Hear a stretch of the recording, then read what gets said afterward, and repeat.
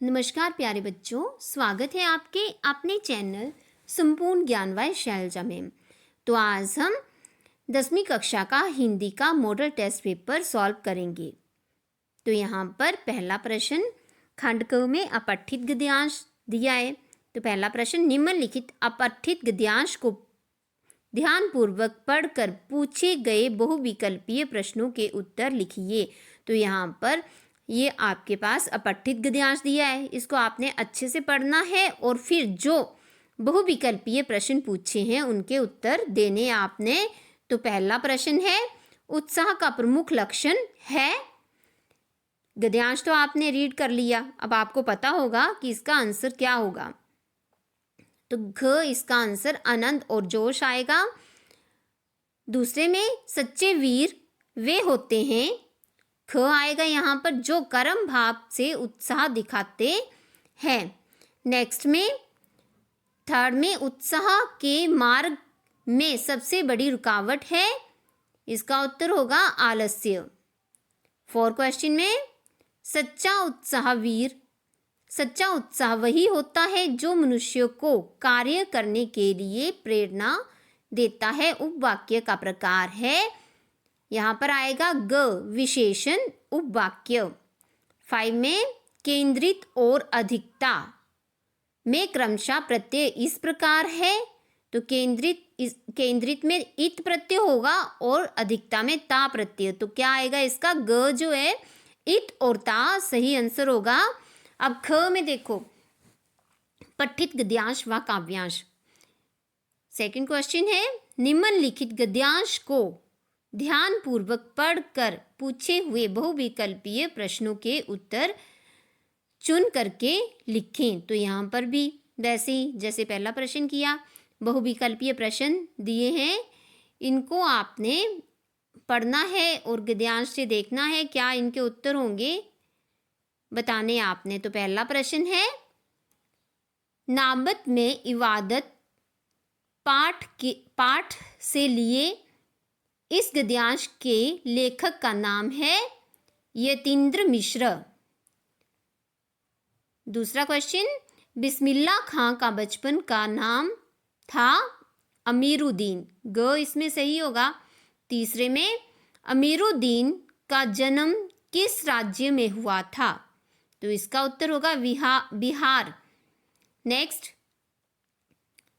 चौथे में अमीरुद्दीन के परदादा का नाम था सलार हुसैन खां। ख इसका उत्तर होगा। पांचवें में शहनाई को बजाने के लिए किसका प्रयोग किया जाता है। तो यहाँ पर आएगा रीढ़ का। अब आपके पास दो गद्यांश दिए, दोनों में से कोई एक करना है आपने। अब आगे देखिए, आगे गद्यांश आपके लेसन से है, तो इसको आपने अच्छे से रीड करना है इसको भी, और फिर जो प्रश्न पूछे हैं बहुविकल्पीय इनके उत्तर देने हैं आपने। तो पहला प्रश्न है, स्त्री शिक्षा के विरोधी कुतर्कों का खंडन पाठ के लेखक हैं महावीर प्रसाद द्विवेदी। अब दूसरे में प्रस्तुत गद्यांश के लेखक ने किन लोगों पर व्यंग्य किया है। तो इसका उत्तर होगा स्त्री शिक्षा के विरोधियों पर। तीसरे में आजकल स्त्रियों को पढ़ाना उनके गृह सुख के नाश का कारण मानना कैसी बात है। इसका उत्तर होगा ग बड़े शौक की। अब चौथे में बोले संस्कृत शब्द में कौन सा उपसर्ग प्रयुक्त है। तो संस्कृत में उपसर्ग कौन सा होगा, सम प्लस कृत। पांचवें में लेखक स्त्री शिक्षा का है, तो इसका ख होगा उत्तर पक्षधर। अब थर्ड में बोल रहे हैं, काव्यांश पर आधारित बहुविकल्पीय प्रश्नों के उत्तर दीजिए, विकल्पों में से चुन कर लिखिए। तो यहाँ पर काव्यांश पर आधारित जो ये पैराग्राफ पद्यांश दिया हुआ है आपका काव्यांश जो है, इसको आपने अच्छे से रीड करना है और जो प्रश्न पूछे हैं उनके उत्तर देने हैं। तो यहाँ पर भी बहुविकल्पीय प्रश्न है। तो पहला प्रश्न है, प्रस्तुत काव्यांश किस कविता से उद्धृत है। तो अब आप इसको रीड करेंगे, आपने लेसन कविता तो पढ़ी होगी, तो आपको पता चलेगा कि ये कौन सी कविता की पंक्तियां हैं? तो इसका होगा ख आंसर कन्यादान। प्रस्तुत काव्यांश की कविता के कवि का नाम है? इसका आएगा उत्तर ख ऋतुराज। कवि ने किसके दुख को प्रामाणिक बताया है? तो इसका उत्तर होगा माँ का दुख। वांछना शब्द का अर्थ है? ख इसका उत्तर होगा पढ़ना। लड़की अभी सियानी नहीं थी, इस पंक्ति का अर्थ है? लड़की अभी भोली भाली मासूम थी। अब आगे देखिए, इसी का काव्यांश अथवा करके दिया है, तो दोनों में से कोई एक करना है, पर हम यहाँ पर दोनों ही पढ़ेंगे। तो यहाँ पर इसको आपने अच्छे से इन पंक्तियों को रीड करना है, फिर जो प्रश्न है उनके उत्तर देने हैं। तो पहला प्रश्न है, किसकी मुस्कान मृतक में भी जान डाल देती है? नन्हे शिशु की। क इसका उत्तर होगा। अब दूसरे में, कवि शिशु के स्पर्श से पाषाण का पिघलना कहकर क्या स्पष्ट करना चाहता है? तो इसका उत्तर होगा ग। शिशु की मुस्कान देखकर वह उसके स्पर्श मात्र से पत्थर दिल इंसान भी भावुक हो जाता है। अब आगे देखो, इसी का थर्ड है, सिफालिका है। इसका होगा ख, एक पौधे का नाम। आगे देखिए, फोर में, दंत्रित मुस्कान से आप क्या समझते हैं? तो इसका उत्तर होगा ग। नए नए दांत निकालते हुए शिशु की मुस्कुराहट। नए नए दांत निकालते हुए शिशु की मुस्कुराहट। पांचवा, दंत्रित मुस्कान कविता के कवि हैं? ख होगा इसका उत्तर, नागार्जुन। अब खंड ख में आपके पास व्याकरण में दिया है, निम्नलिखित में से किसी एक विषय पर दिए गए संकेत बिंदुओं के आधार पर 200 या 250 शब्दों में निबंध लिखें। तो यहाँ पर आपको निबंध बताया है, दैनिक जीवन में समाचार का महत्व। तो आपको जो ये पॉइंट दिए हैं, इनके आधार पर आपने निबंध लिखने। यहाँ पर पहले में भूमिका जनप्रतिनिधि, दूसरा समाज व शासन सुधार, फिर व्यापार, मनोरंजन व ज्ञान वृद्धि और उपहार। अब ख में होगा, ये आपके पास 4 दिए हुए हैं, चारों में से आपने कोई एक करना है जो आपको अच्छा लगता है, इजी लगता है। ओके, तो ख में शिक्षा में खेल कूद का महत्व। यहाँ पर भी भूमिका, खेलों का प्रकार लिखने आपने, कार्य क्षमता में वृद्धि, सहयोग की भावना, साहस एवं आत्मविश्वास, और लास्ट में उपहार। नेक्स्ट दिया आपके पास ग, दूरदर्शन की उपयोगिता। तो यहाँ पर भी भूमिका आ गई आपकी, सिद्धांत आ गया, प्रचलन आ गया, फिर उपयोग आ गया, हानियाँ आ गई दूरदर्शन की, उपहार आ गया लास्ट में। फिर घ में कंप्यूटर आज की आवश्यकता। भूमिका, कंप्यूटर का आविष्कार आ गया, कंप्यूटर के लाभ आ गया, कंप्यूटर का प्रयोग आ गया, उपहार आ गया। तो हाँ बच्चों, ये वाला क्वेश्चन आप खुद करेंगे। ऐसे आपको जो आपने लर्न किए हैं, इनमें से जो भी आता है आपने कोई एक करना है। तो आपके पास हेडिंग दिए हैं, इनको देख करके आपने करना है। नेक्स्ट क्वेश्चन है, अपने प्रधानाचार्य मुख्याध्यापक जी को छात्रवृत्ति प्रदान करने के लिए प्रार्थना पत्र लिखिए। तो यहाँ पर आपने प्रधानाचार्य जी को छात्रवृत्ति प्रदान करने के लिए प्रार्थना पत्र लिखना है। तो यहाँ पर होगा, सेवा में मुख्याध्यापक क ख ग विद्यालय, विद्यालय का नाम नहीं लिखना है, और चंबा, विषय छात्रवृत्ति प्रदान करने हेतु प्रार्थना पत्र। महोदय, सविनय प्रार्थना यह है कि मैं आपके विद्यालय की कक्षा 10वीं का छात्र हूँ। पिछली सभी परीक्षाओं में मैं उत्तम अंक प्राप्त करता चला आ रहा हूँ। खेल प्रतियोगिताओं में भी प्रथम स्थान प्राप्त कर विद्यालय का नाम राज्य में गौरवान्वित किया है। पिछले दिन दीदी का MBBS के लिए चंडीगढ़ जाने से घर पर खर्च और कर्ज का भार एकाएक बढ़ जाने से माता पिता जी को असमर्थ चिंतित देखता हूँ। विद्यालय तथा राज्य शिक्षा विभाग द्वारा जरूरतमंद छात्र छात्राओं व योग्य छात्रों को छात्रवृत्ति प्रदान की जाती है। यदि मुझे छात्रवृत्ति प्रदान करवाने की कृपा करें तो ये मेरे और मेरे परिवार पर बड़ा उपकार होगा। आशा ही नहीं अपितु मुझे विश्वास है कि श्रीमान मेरी प्रार्थना स्वीकार कर पूर्ण सहयोग प्रदान करेंगे। धन्यवाद। आपका आज्ञाकारी छात्र। और अपना नाम लिख दोगे आप नेक्स्ट में, अथवा जो आपसे बोला गया क्वेश्चन दोनों में से एक करना है। तो यहाँ पर बोर्ड परीक्षा में प्रथम आने पर अपने मित्र को बधाई पत्र लिखिए। आपने लिखना है आप बोर्ड की परीक्षा में प्रथम आए हैं तो अपने मित्र को बधाई पत्र लिखना है। मॉडल टाउन जालंधर, यहाँ पर जो डेट होगी वो डालनी है आपने। प्रिय मित्र नाम लिख दो, कोई भी नाम लिख सकते हो। रुद्रभूषण। सप्रेम नमस्कार। आज सुबह समाचार पत्र में तुम्हारी फोटो और नाम देखा। परीक्षा में तुम प्रथम स्थान पर रहे हो। ये समाचार पढ़कर बड़ी प्रसन्नता हुई। तुम्हें हमारे तथा माता जी और पिताजी की ओर से बहुत सारी बधाई।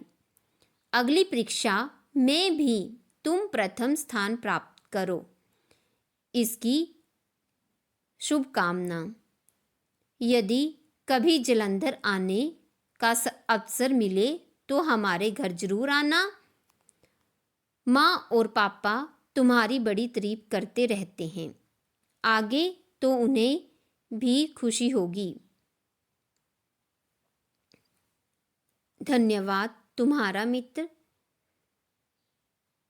सिपन मिश्र। यहाँ पर कोई भी नाम लिख सकते हो आप, है ना। नेक्स्ट क्वेश्चन, यहाँ पर आपने कोरोना काल में हुई ऑनलाइन पढ़ाई के बारे में दो मित्रों के बीच हुई बातचीत को संवाद शैली में लगभग 50 शब्दों में लिखना है। और अथवा विद्यालय में विश्व पर्यावरण मनाए जाने के बारे में एक सूचना लगभग 50 शब्दों में लिखनी है यहाँ पर। ओके, तो ये वाला क्वेश्चन हम बाद में करते हैं, पहले 7 क्वेश्चन कर लेते हैं। निम्नलिखित बहुविकल्पीय प्रश्नों के उत्तर लिखिए, चुनकर लिखें। पहला प्रश्न, कर्म वाच्य का वाक्य छांटें। तो यहाँ पर जो कर्म वाच्य का वाक्य है वो छांटना है आपने। तो यहाँ पर आएगा ग, राधा के द्वारा खाना खाया गया। यह आपका कर्म वाच्य का वाक्य है। दूसरा, अर्थ के आधार पर वाक्य के भेद हैं 8। तीसरा, वह घर आया और उसने भोजन खाया। रचना के आधार पर वाक्य, तो ये होगा आपका संयुक्त वाक्य। आगे, बिना अव्यय वाला वाक्य छांटकर लिखें। जिसमें अव्यय शब्द नहीं है वो वाक्य आपने यहाँ पर टिक करना है। तो यहाँ पर होगा भिक्षु को भिक्षा दे दो। इस वाक्य में अव्यय नहीं है। ओके, नेक्स्ट क्वेश्चन आपका, क्रिया का प्रकार बताएं। माँ नौकरानी से बच्चे को दूध पिलवाती है। माँ नौकरानी से बच्चे को दूध पिलवाती है। तो यहाँ पर कौन सी क्रिया होगी? प्रेरणार्थक क्रिया। तो अब आप खंड घ में जो प्रश्न पूछे हैं वो होंगे, 5 में से 3 करने होंगे। और पहले हम 6 क्वेश्चन कोरोना काल में हुई ऑनलाइन पढ़ाई के बारे में 2 मित्रों के बीच हुई बातचीत को संवाद शैली में लगभग 50 शब्दों में लिखे। 3 नंबर का क्वेश्चन होगा। तो यहाँ पर 2 मित्र हैं जो कि आपस में बातचीत कर रहे हैं कोरोना में जो पढ़ाई हुई थी उसके बारे में। तो रोहित, राहुल, तुम्हें ऑनलाइन पढ़ाई करने में मज़ा आ रहा है क्या? रोहित पूछ रहा है राहुल को। राहुल, सच कहूँ रोहित, मुझे ज़्यादा मज़ा नहीं आ रहा। रोहित बोल रहा है, अब मुझे तो बहुत परेशानी आ रही है। राहुल, क्यों, क्या हुआ? रोहित बोल रहा है, मेरे घर में तो इंटरनेट का नेटवर्क नहीं आता, मैं अच्छे से ऑनलाइन कक्षा में उपस्थित नहीं हो पाता। राहुल, हाँ यार, नेटवर्क की मुश्किल तो रहती ही है। रोहित, मुझे तो कुछ भी समझ नहीं आता, मुझे स्कूल की बहुत याद आती है।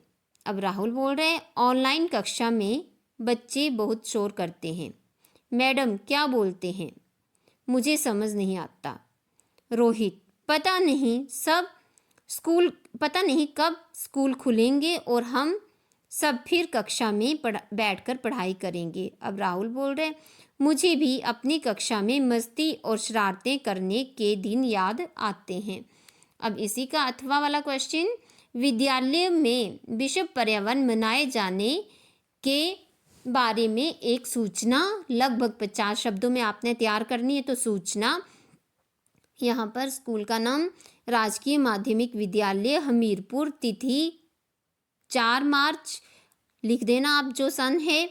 विश्व पर्यावरण दिवस सभी विद्यार्थियों को सूचित किया जाता है कि दिनांक 5/3/2023 को विश्व पर्यावरण दिवस मनाया जाएगा। इस अवसर पर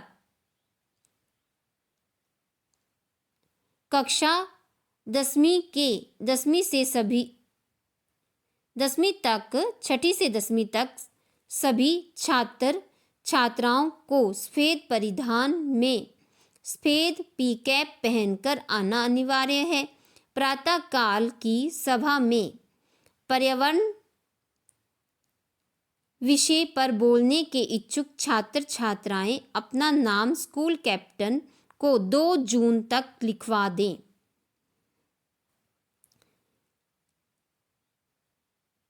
श्रुति मिश्र गतिविधि इंचार्ज। तो हाँ बच्चों, यहाँ पर आपने ये 4 जून 2023 लिखना है और जहाँ पर यानी 5/3/2023 से वहाँ पर 5 जून 2023 आएगा। ओके, तो नेक्स्ट क्वेश्चन है खंड ख, पाठ्य पुस्तकों से, जो कि आपकी पाठ्य पुस्तक मतलब कि जो आपकी पुस्तक है उसके प्रश्न उत्तर पूछे होंगे। तो यहाँ पर आपने उत्तर देने हैं। तो निम्नलिखित में से किन्हीं 3 प्रश्नों के उत्तर दें। तो पहला प्रश्न है, आपने प्रश्न नंबर के हिसाब से लिखना है। एक कहानी ये भी आत्मकथ्य में लेखिका के पिता ने रसोई को भटियार खाना कहकर क्यों संबोधित किया है? तो यहाँ पर उत्तर आएगा, एक कहानी ये भी पाठ में लेखिका के पिता ने रसोई को भटियार खाना कहकर संबोधित किया है। वह इसलिए कि उनके हिसाब से रसोई में रहना अपनी क्षमता और प्रतिभा को भट्ठी में झोंकने जैसा है। दूसरा प्रश्न होगा, तब की शिक्षा प्रणाली और अब की शिक्षा प्रणाली में क्या अंतर है? द्विवेदी जी के अनुसार अब और तब की शिक्षा प्रणाली में अंतर यह है कि पहले स्त्रियों की शिक्षा पर उतना जोर नहीं दिया जाता था, जितना पढ़ा उतना ही बहुत। पर आज की शिक्षा प्रणाली में शिक्षा दोनों के लिए सामान्य है। लिंग के कारण किसी भी शिक्षा में ना पुरुष वंचित रह सकता है और ना ही स्त्री, परंतु तब की शिक्षा प्रणाली में ऐसी व्यवस्था नहीं थी। शिक्षा भी जाति तथा लिंग के आधार पर विभक्त थी। जो शिक्षा पुरुष, ब्राह्मण, क्षत्रिय प्राप्त कर सकते थे वह शिक्षा स्त्री तथा अन्य वर्ण नहीं। नेक्स्ट क्वेश्चन थर्ड, यहाँ पर शहनाई को दुनिया में डूमर राम क्यों याद किया जाता है? शहनाई के क्षेत्र में डूमर राव को इसलिए याद किया जाता है क्योंकि डूमर राव उस्ताद बिस्मिल्लाह खां साहब की जन्म धरती है, जहाँ से उस्ताद साहब की शहनाई में लगाए जाने वाले रीढ़ के लिए नरकट डुमराव से ही मंगवाते थे। फोर्थ, चौथे क्वेश्चन में वास्तविक अर्थों में संस्कृत व्यक्ति किसे कहा जाता है? वास्तविक अर्थ में संस्कृत व्यक्ति उसे कहा जाता है जिसे अपनी बुद्धि और विवेक से किसी नए तथ्य का दर्शन किया हो। नेक्स्ट, पांचवा क्वेश्चन, लेखक की दृष्टि से सभ्यता और संस्कृति की सही समझ अब तक क्यों नहीं अपनाई? तो इसका उत्तर होगा लेखक की दृष्टि में दो शब्द सभ्यता और संस्कृति की सही समझ अभी भी नहीं हो पाई है, क्योंकि इनका उपयोग बहुत अधिक होता है और वो भी किसी एक अर्थ में नहीं होता। इसके साथ अनेक विशेषण लग जाते हैं, जैसे भौतिक सभ्यता और आध्यात्मिक सभ्यता। इन विशेषणों के कारण शब्दों का अर्थ बदलता रहता है। इससे ये समझ में नहीं आता कि यह एक ही चीज़ है अथवा दो। यदि दो हैं तो दोनों में क्या अंतर है? इसी कारण लेखक इस विषय पर अपनी कोई स्थायी सोच नहीं बना पा रहे हैं। अगला प्रश्न, 9वां प्रश्न है, कविताओं पर आधारित निम्न में से किन्हीं 3 प्रश्नों के उत्तर दीजिए। यहाँ पर भी आपके पास 5 प्रश्न दिए हैं और आपने 3 करने हैं। पहला प्रश्न, संगीतकार जैसे व्यक्ति संगीत के अलावा किन किन क्षेत्रों में दिखाई देते हैं? तो इसका उत्तर होगा संगीतकार जैसे व्यक्ति संगीत के अलावा जीवन के हर क्षेत्र में दिखाई देते हैं। साइकिल, स्कूटर, मोटरसाइकिल, कार आदि ठीक करने वाले कारीगरों के पास काम करने वाले लड़के संगीतकार की ही तरह काम सीखते और करते हैं।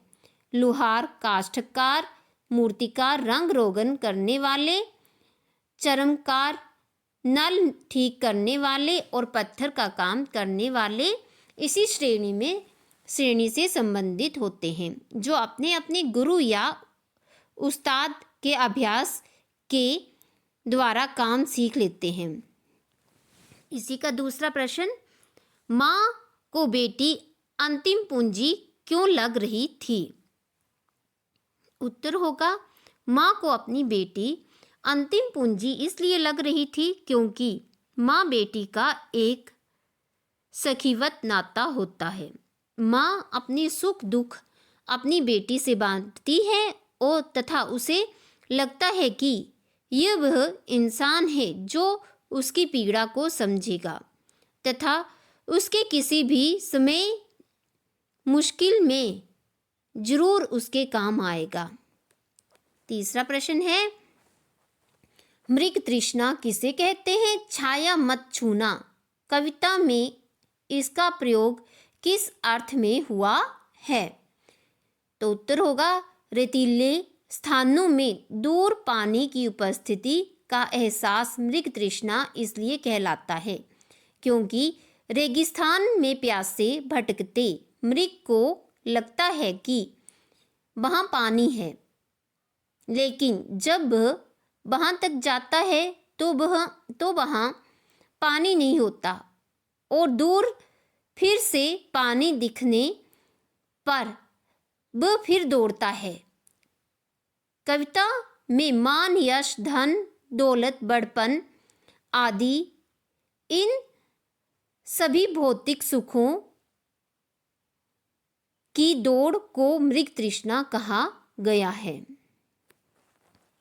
चौथा प्रश्न, कवि के अनुसार फसल क्या है? उत्तर, कवि के अनुसार फसलें अनेक नदियों के पानी, विविध रंगों एवं गुणों से परिपूर्ण मिट्टी, अनेक मेहनतकश किसानों के श्रम, धूप की उष्णता और हवा की थिरकन के सहयोग का ही सम्मिलित रूप है।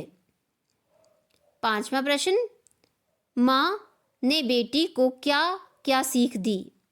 उत्तर होगा, माँ ने बेटी को सीख दी कि वह आग से रोटियों तो सेक ले, वे आग से रोटियां तो सेक ले किंतु अपने आप को न जलाए। वह कभी भी अपने रूप पर मोहित होकर उपभोग की वस्तु मात्र बनकर न रह जाए। शब्दों के बंधन की भांति जेवरों के बंधन उसे कमजोर बनाएंगे। वह किसी भी हाल में लड़की जैसी ना दिखे, अर्थात मर्यादा और परंपरा के नाम पर कभी भी शहीद ना हो। वह एक स्वतंत्र इंसान की तरह जीवन जिए, जिसकी अपनी इच्छा एवं अभिलाषाएं हों। परंपराएं जो औरतों को एक इंसान होने का हक भी नहीं देती, ऐसी परंपराओं की आग में स्वयं को मत झोंके। नेक्स्ट प्रश्न, 10वां प्रश्न है यहाँ पर, पूरक पुस्तक कृतिका के पाठों पर आधारित प्रश्नों में से 4 में से किन्हीं 3 प्रश्नों के उत्तर दें। तो गंगटोक को मेहनतकश बादशाहों का शहर क्यों कहा गया है? तो उत्तर है इसका, गंगटोक जब स्वतंत्र रजवाड़ा था तो उसे अपने अस्तित्व के लिए कड़ा संघर्ष करना पड़ा। फिर भारत में विलय के बाद यहाँ पर्याप्त विकास हुआ। भौगोलिक स्थितियों के कारण यहाँ सामान्य लोगों को अत्यधिक परिश्रम भरा जीवन यापन करना पड़ता है। दुर्गम पहाड़ियों के चुनौती भरे रास्ते इसकी कथा बयान करते हैं। लेखिका ने ऐतिहासिक सत्य व वर्तमान लोगों के जीवन सत्य के आधार पर ऐसे कहा है। दूसरा प्रश्न, दुलारी का टुन्नू से पहली बार परिचय कहाँ और किस रूप में हुआ? 6 माह पूर्व तीज के अवसर पर खोजवा बाजार में कजरी दंगल का आयोजन हुआ था। दुलारी वहाँ कजली गाने के लिए गई थी। वहीं पर उसकी भेंट उसके विरोध में गाने वाले 16-17 वर्ष के टुन्नू से हुई। वह टुन्नू की मधुर आवाज़ तथा पद गाकर होड़ लगाने की क्षमता पर मुग्ध रह गई। तीसरा प्रश्न, एक संवेदनशील युवा नागरिक की हैसियत से विज्ञान का दुरुपयोग रोकने में आपकी क्या भूमिका है? तो उत्तर होगा, हमारी भूमिका बहुत महत्वपूर्ण है। यह कहना कि विज्ञान का दुरुपयोग हो रहा है सही है, परंतु हर व्यक्ति इसका दुरुपयोग कर रहा है, यह कहना सर्वथा गलत है, क्योंकि कुछ लोग इसके दुरुपयोग को रोकने के लिए कार्य करते रहते हैं।